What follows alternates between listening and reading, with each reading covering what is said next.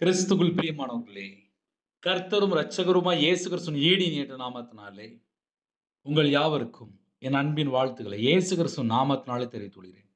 தேவன் அருளிய அப்பம் பிரேயர் மினிஸ்ட்ரி சேனல் மூலியமாக உங்களோடு சந்திப்பதில் மிகுந்த மகிழ்ச்சி அடைகிறேன். தினம்தோறும் புதிய நாளுக்காக பரிசுத்த வேதாந்தத்திலிருந்து ஒரு வாக்குத்தத்தங்களை தேவனுடைய நாம மகிமைக்கென்று நாம் தியானித்து புதிய நாளுக்காக நாம் ஜெபிக்கிறோம்.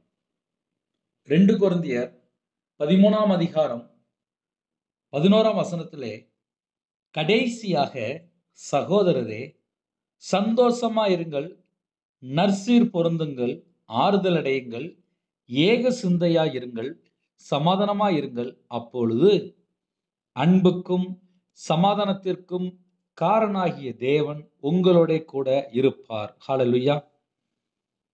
கிறிஸ்துவில் பிரியமானவர்களே, அன்புக்கும் சமாதானத்திற்கும் காரணராகிய தேவன் உங்களோட கூட இருப்பார். எப்பொழுது, எப்படி?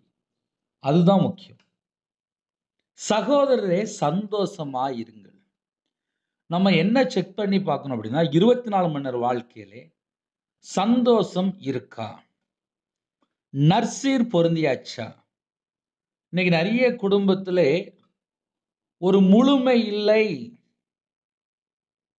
எதை எடுத்தாலும் ஒரு முழுமை இல்லை.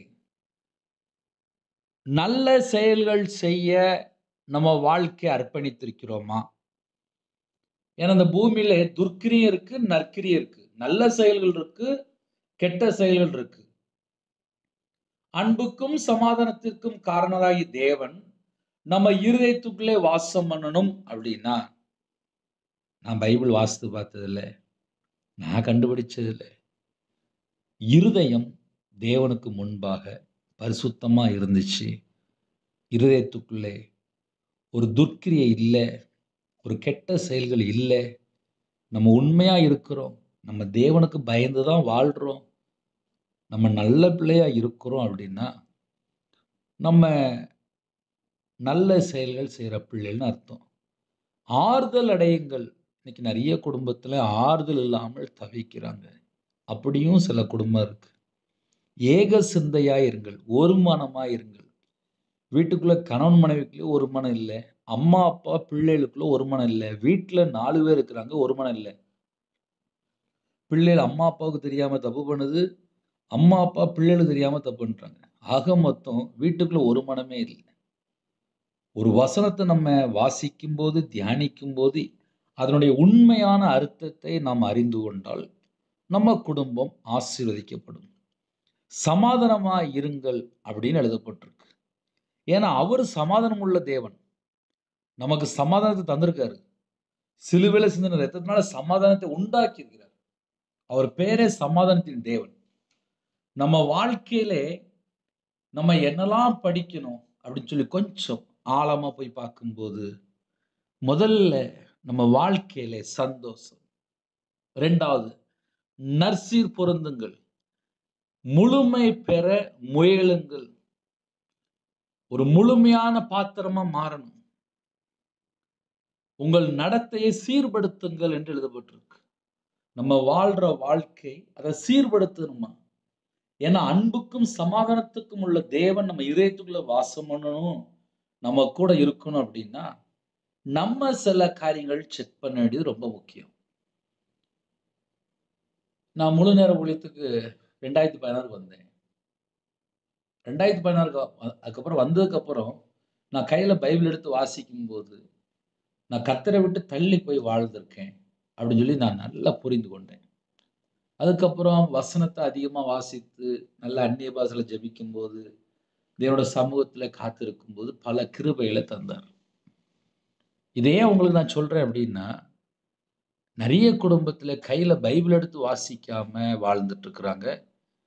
அதனால அவங்களோட வாழ்க்கையில சில நேரத்துல சந்தோஷம் இல்லாம இருக்கு, சமாதானம் இல்லாம இருக்கு, ஆறுதல் இல்லாம இருக்கு, ஒரு மனம் இல்லாம இருக்கு. இதெல்லாம் ஒரு வீட்டுக்குள்ள நடக்கு. நான் உள்ளதை அப்படியே சொல்றேன். ஏன்னா என் வாழ்க்கையில நான் கையில பைபிள் எடுத்து வாசிக்காம 2015 வரைய 2014 கடைசி வரையும் நான் வாழ்ந்திருக்கேன். 2015ல தான் நான் கையில பைபிள் எடுத்து அதனால ஒரு தெளிவா வாசிக்க ஆரம்பிச்சேன். அது எழுத்துக்கூட்டி வாசிக்க ஆரம்பிச்சேன். அப்ப கர்த்தருடைய பிள்ளைகள் ஆசீர்வாதத்தை பெற்றுக்கொள்ளணும் அப்படின்னா, நம்ம அதுக்கு முன்பாக நம்ம சில காரியங்கள் மட்டும் யோசித்து பார்க்கணும். இதை ஏன் உங்களுக்கு சொல்லி தரேன் அப்படின்னா, அன்புக்கும் சமாதானத்திற்கும் காரணராகிய தேவன் உங்களோட கூட இருப்பார். உங்களோட கூட இருப்பார்னா எப்ப இருப்பார், எப்படி இருப்பார்? ஒரு குடும்பத்துல சந்தோஷமா இருக்கும்போது அங்க கர்த்தர் கூட இருப்பார். நம்ம நடக்க எல்லாம் சீர்படுத்தும் போது நம்ம கூட கர்த்தர் இருப்பார். ஆறுதல் அடையும் போது கர்த்தர் கூட இருப்பார். ஒரே சிந்தையா இருக்கும்போது கர்த்தர் கூட இருப்பார். சமாதானமா இருக்கும்போது கர்த்தர் கூட இருப்பார். அப்பொழுதுனா அப்பந்தான். அப்பொழுது அன்புக்கும் சமாதானத்திற்கும் காரணராகிய தேவன் உங்களோட கூட இருப்பார். இப்போ இன்னைக்கு சில குடும்பத்துல என்ன பிரச்சனை அப்படின்னா, சந்தோஷமும் இல்லை, கர்த்தரை விட்டு தள்ளி போய் வாழ்ந்துட்டு இருக்காங்க. ஆறுதலும் இல்லை, ஒரு மனமும் இல்லை, சமாதானமும் இல்லை. இப்படி நிறைய குடும்பத்துக்குள்ள இருக்கு. ஒரு வசனத்தை நம்ம தியானிக்கும் போது தேவன் என் இதயத்துக்குள்ள வாசம் பண்ணணும் அப்படின்னா நான் என்ன செய்யணும்? அப்போ வாக்குத்தத்தங்களை நம்ம கேட்கிறோம். அன்புக்கும் சமாதானத்திற்கும் காரணராகிய தேவன் உங்களோட கூட இருப்பார். ஆமென். ஆமென்னா அப்படியே ஆக கடவுது. அந்த வசனத்துல நம்ம கொஞ்சம் மேல போய் தியானிக்கும் போது இவ்வளவு காரியம் தியானிச்சிருக்கோம். அப்ப நம்ம வாழ்க்கையில நம்ம கூட அன்புக்கும் சமாதானத்திற்கும் காரணராகிய தேவன் உங்க கூட இருக்கணும். உங்க கூட இருப்பார். ஆமென். அதனால புதிய நாளுக்காக இந்த வசனம் சொல்லி ஜெபிங்க. வசனத்தை மனப்பாடமா படிங்க. வசனத்தை வாசித்து பார்த்து தியானிக்கும் போது நீங்க யோசிச்சிருப்பீங்க, நம்ம வாழ்க்கையில இன்னும் நம்ம என்னென்ன கரெக்ட் பண்ணணும், அதை கரெக்ட் பண்ணுங்க. உங்க கூட தேவன் கூட இருப்பார். கண்களை மூடி புதிய நாளுக்காக நாம் ஜெபம் செய்வோம். கிருபை மகிமை நிறைந்த பரிசுத்தமுள்ள நல்ல தகப்பனே, நன்றியோடு துதிக்கிறோம்ப்பா. புதிய நாளுக்கான கிருபைக்கு 1000 மடங்கு உங்களுக்கு ஸ்தோத்திரம், ஸ்தோத்திரம், ஸ்தோத்திரம். ஜெபிக்கிற எல்லா குடும்பத்தையும் கர்த்தர் ஆசீர்வதிக்க வேண்டும். அவங்க குடும்பம் ஒருமனப்பட்ட ஆவியில இருக்கணும், ஆறுதல் அடையணும், ஏக சிந்தையா இருக்கணும். ஒருமனப்பட்ட ஆவி வேணும்ப்பா. குடும்பத்துக்குள்ள சமாதானம் வேணும், சந்தோஷம் வேணும், ஐக்கியம் வேணும், நற்சீர் பொருந்தணும், முழுமை அடையணும். கர்த்தர் கிருபை செய்யுங்க. உங்க பிள்ளைகளை ஆசீர்வதிங்க.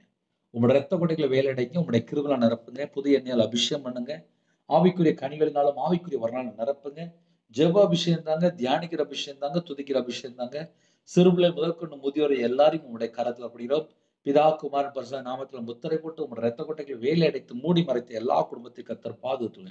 எல்லா தடைகளும் நீக்கி ஆசிரியங்க. பலனிகளை திறந்து, பண்டசாலை திறந்து, ஆசீர்வாத கதவுகளை திறந்து உங்கள் பிள்ளைகளை திருப்தியாக பரிபூர்ணமாக ஆசிரியங்க. இயேசு கிறிஸ்து நாம மகிமைப்படட்டும். 24 மணி நேரம் உங்கள் பிள்ளைகளுக்கு முன்னும் பின்னுமா தேவதூர் நிப்பாட்டுங்க. கர்த்தர் பொறுப்படுதல. இயேசு கிறிஸ்து பிதாவே ஆமென். தேவனுக்கு மகிமையுண்டதாக. கர்த்தர் தாமே உங்களையும் உங்கள் குடும்பத்தையும் சகல காரியத்திலும் சம்பூர்ணமாக திருப்தியாக கர்த்தர் கொடுத்து பரிபூர்ணமாக ஆசீர்வதிப்பாராக. ஆமென். கர்த்தராகிய இயேசு கிறிஸ்துவின் கிருபையும் பிதாவாகிய அன்பும் பரிசுத்தருடைய ஐக்கியமும் இப்பொழுதும் எப்பொழுதும் சதா காலங்களிலும் நம் அனைவருக்கும் இருப்பதாக. ஆமென். கிறிஸ்துவில் பிரியமானவர்களே, தொடர்ந்து இணைந்திருங்கள். அதிகாலையில் 3 மணிக்கு ஜெபிக்கிறோம், இரவு நேரத்தில் 8 மணிக்கு ஜெபிக்கிறோம்.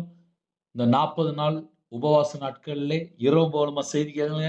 கர்த்தர் உங்களையும் உங்கள் குடும்பத்தையும் பரிபூர்ணமாக ஆசீர்வதிப்பார்.